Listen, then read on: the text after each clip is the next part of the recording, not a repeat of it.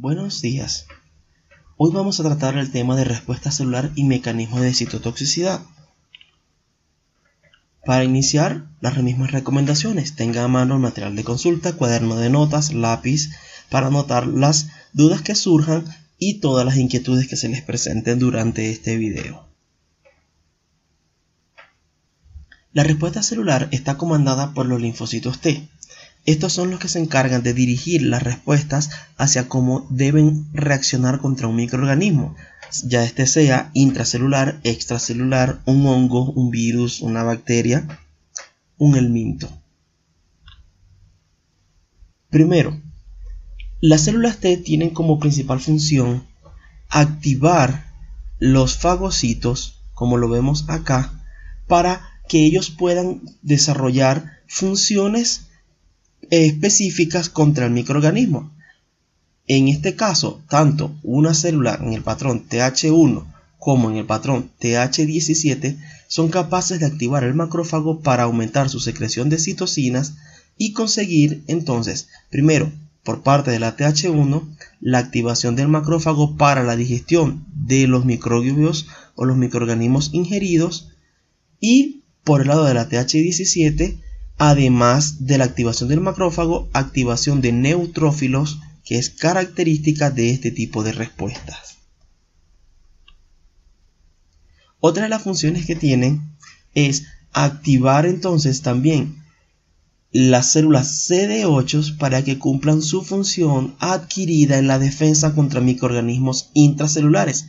De esta forma, el linfocito CD8, reconociendo el antígeno patógeno presentado, es capaz de reconocer la célula que lo porta y provocar la lisis de esta célula.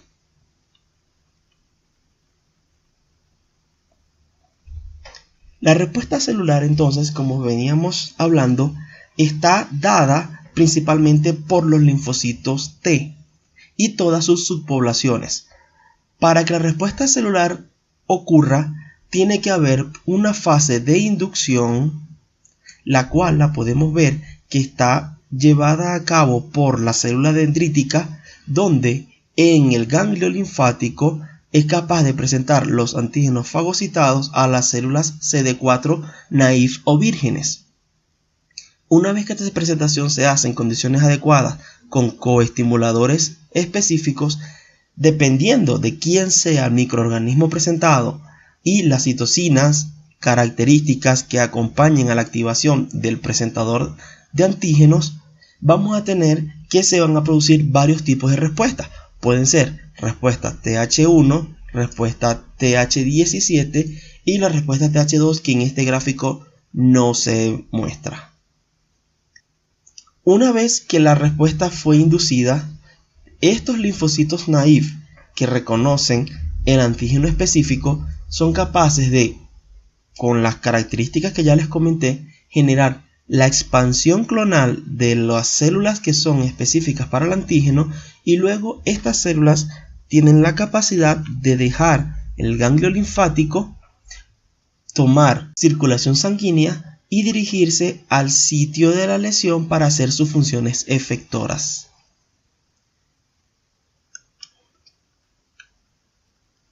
En esta podemos ver que las células que vienen como TH1 tienen la capacidad de reconocer antígenos presentados por los macrófagos para activar la fagocitosis y la destrucción de los microorganismos por el mismo presentador de antígenos. En el caso de las células TH17, tenemos que estas son capaces de reconocer el antígeno presentado por el macrófago, generar citocinas y quimiosinas características para hacer la activación de neutrófilos y monocitos para provocar inflamación, activación leucocitaria y terminar en un proceso donde de igual forma vamos a tener aumento de la fagocitosis y de la destrucción de los microorganismos. Este linfocito T naïf presenta un patrón de secreción que se conoce como TH0, es decir, no tiene ningún perfil de secreción de citocinas específico y lo que produce lo produce en muy bajas cantidades. Una vez que ha sido presentado el antígeno al linfocito T naïf, dependiendo de las características y las condiciones de este antígeno, se puede desarrollar una de los tres tipos de respuestas: la respuesta TH1, la respuesta TH2 y la respuesta TH17. Vamos a detallar un poco más sobre cada una de estas respuestas. La primera respuesta es la TH1. La TH1 tiene como citocinas características de su perfil la producción de interferón gamma. Este interferón gamma es capaz de hacer activación de macrófago y hace producción de IgG, es decir, provoca cambio de clase de inmunoglobulinas de IgM a IgG. Actúa en defensa contra microorganismos intracelulares y está asociado con daños autoinmunes, daño de tejido, cuando están presentes infecciones crónicas. El segundo patrón de secreción es el patrón TH2. El patrón TH2 tiene como citocinas características interleuquina 4, interleuquina 5 e interleuquina 13. Tiene como reacciones inmunitarias activación del mastocito y el eosinófilo, producción de IgE y la activación de la vía alternativa del macrófago. En este caso, este patrón es capaz de hacer cambio de clase desde IgM hacia IgE. Principalmente actúa con los parásitos helmintos y está asociado con las enfermedades alérgicas. Finalmente, el patrón de secreción TH17 tiene como citocinas características interleuquina 17 en sus formas A, F e interleuquina 22. Tiene como reacción inmunitaria particular la inflamación, la activación de los neutrófilos y de los monocitos.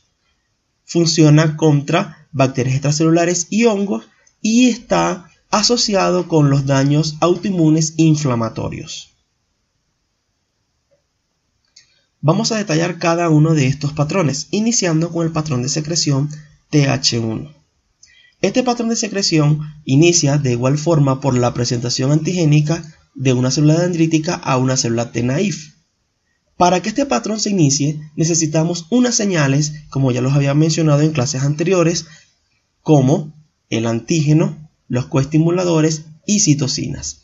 En este caso, asumimos que la célula dendrítica está aportando el antígeno y los coestimuladores, y ahora necesitamos unas citocinas características para que la célula migre al patrón de secreción TH1.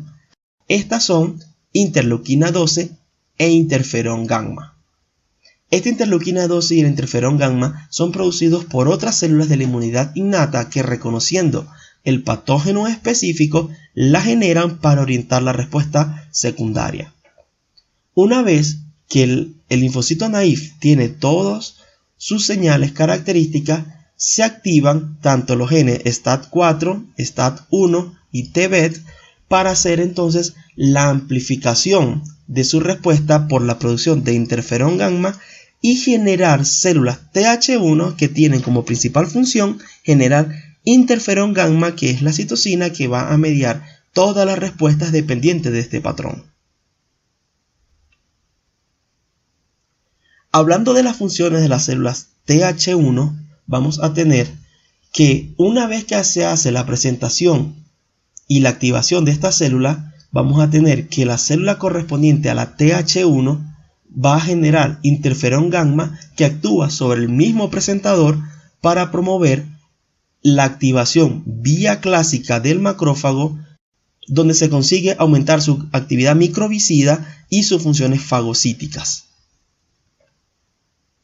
Por la otra vía tenemos las células ayudadoras foliculares, que son las que se encargan que en presencia de interferón gamma, las células B foliculares van a hacer la producción de inmunoglobulinas que van a permitir la oxonización y la fagocitosis. Para la activación de los macrófagos, la célula TH1 utiliza unos coestimuladores que va a permitir entonces la retroalimentación al presentador, en este caso al macrófago. Estos coestimuladores son el CD40L y CD40.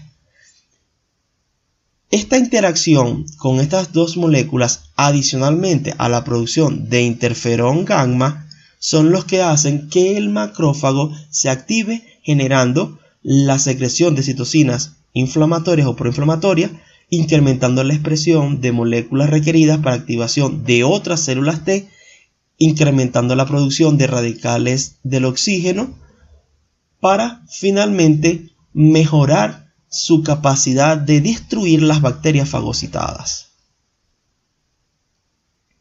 Este es un cuadro que nos puede resumir las respuestas del macrófago y sus roles en la inmunidad mediada por células.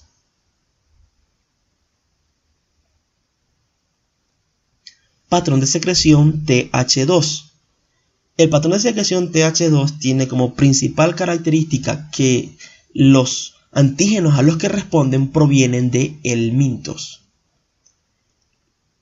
En esta tenemos de igual forma una célula dendrítica o presentadora de antígeno haciendo la presentación a la célula naïve. En este caso, la citocina que va a determinar la selección al patrón TH2 es la interleuquina 4. Esta interleuquina 4 de forma autocrina puede activar los genes STAT6, GATA3. La producción de IL4 genera la amplificación y que se desarrolle el fenotipo TH2, que tiene como citocinas características para generar sus efectos la interleuquina 4, la interleuquina 5 y la interleuquina 13. Ahora vamos a hablar de las funciones efectoras de los linfocitos TH2. La primera de ellas se da por la interleuquina 4, que al actuar sobre el linfocito B provoca el cambio de clase hacia IgE y la degranulación de los mastocitos. En la siguiente, la producción de interleuquina 4 e interleuquina 13 actúa directamente sobre nuestra mucosa gastrointestinal para aumentar la producción del moco y la peristalsis. La interleuquina 5, por su parte, es la que se encarga de activar el eosinófilo para mejorar su defensa contra el helmintos.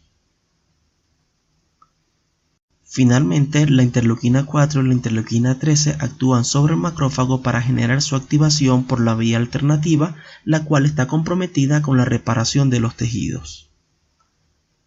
En esta podemos ver la vía clásica y alternativa de la activación de los macrófagos. En la vía clásica, llamada también M1, esta depende de la presencia de microbios, ligandos Toll-like receptor e interferón gamma. Cuando el macrófago se activa por esta vía, aumenta la producción de ROS, de óxido nítrico, enzimas lisosomales para realizar sus acciones microbicidas. Adicionalmente produce interleuquina 1, interleuquina 2, interleuquina 23 y algunas quimiosinas para promover la inflamación. La vía alternativa de la activación del macrófago, también llamada M2, depende de la existencia de concentraciones elevadas de interleuquina 13 e interleuquina 4. Un macrófago activado por la vía M2 produce interleucina 10 y TGF-beta, los cuales tienen efectos antiinflamatorios de reparación de las heridas y producir fibrosis. Finalmente es importante resaltar que las activaciones clásica y alternativa son excluyentes una de la otra. Por ejemplo, cuando existen microbios, ligandos Toll-like receptor o interferón gamma, se produce la activación de la vía clásica, pero se bloquea la activación de la vía alternativa. Por otra parte, cuando tenemos interleuquina 13 o interleuquina 4, se activa la vía alternativa y se bloquea la vía clásica. De esta forma, la función del macrocito está dirigida directamente por el patrón de secreción de citocinas que se encuentre en un momento específico. Finalmente, el patrón de secreción TH17 está iniciado por bacterias y hongos. De igual forma, la célula dendrítica inicia la presentación y en este caso en presencia de interleuquina 6 e interleuquina 1. Ambas son proinflamatorias. También se ha hipotetizado sobre la función de TGF-beta, pero no están claras las fuentes de la misma. Una vez que la célula recibe interleuquina 6, TGF-beta, se activan los genes STAT3 y ROR gamma T para producir interleuquina 21 que hace retroalimentación. Adicionalmente, esta retroalimentación más la interleuquina 23 que pueden proveer las células dendríticas presentadoras, terminan por generar la producción del patrón Th17. Este patrón tiene como citocinas características la interleuquina 17, como ya lo veíamos, y la interleuquina 22. Dentro de las funciones de las células Th17, una vez que las células Th17 se han expandido, tenemos dos tipos de funciones. La interleuquina 17 principalmente actúa sobre los leucocitos y las células de los tejidos para producir quimiosinas, TNF, interleuquina 1, interleuquina 6 y factores estimulantes de colonia. Como producto de esto tenemos la inflamación y la respuesta mediada por neutrófilos. Adicionalmente se pueden generar péptidos antimicrobianos. La interleuquina 22 actúa directamente sobre las células de los tejidos para potenciar su función de barrera. Esto es, evitar que puedan ingresar más microorganismos. Ahora que hemos concluido los patrones de secreción, completemos este cuadro para poder tener una idea clara de cuáles son las características de los patrones de secreción. Vamos a hablar sobre el antígeno que la activa, citocina que induce, genes involucrados, citocina efectora y mecanismo de acción. Culminado el tiempo para realizar esta actividad, vamos a continuar con la última parte de este video que trata los mecanismos de citotoxicidad. Los mecanismos de citotoxicidad tienen que ver con las funciones efectoras de los linfocitos CD8 para la eliminación de células que están infectadas por un virus, una bacteria intracelular o que están expresando algún tipo de daño celular como tal. Se inicia con la inducción de la respuesta, en la cual la célula dendrítica presenta en el ganglio linfático sus antígenos a la célula CD8 naïf. Estas proceden a expansión clonal y salen hacia el sitio donde deben hacer sus funciones. Una vez que llegan al sitio, reconocen el antígeno presentado por el complejo de histocompatibilidad tipo 1 y ejecuta sus funciones efectoras eliminando la célula que presentó el antígeno viral o intracelular. En el caso de patologías como el cáncer, este es uno de los mecanismos principales en la eliminación de la célula cancerígena. Acá vamos a hablar un poco de cuáles son los roles de las células T ayudadoras para diferenciar los linfocitos TCD8. En la primera parte podemos ver que directamente el linfocito CD4 es capaz de generar una cantidad de citocinas que son capaces de potenciar la coestimulación y la presentación antigénica para tener una población de linfocitos CD8 diferenciada y establecida. Adicionalmente, los linfocitos CD4 son capaces de activar a una célula presentadora de antígena para que ella misma tenga todas las condiciones requeridas y cuando presenta su antígeno a un CD8 pueda proveer las citocinas necesarias para la activación y diferenciación de estas células CD8.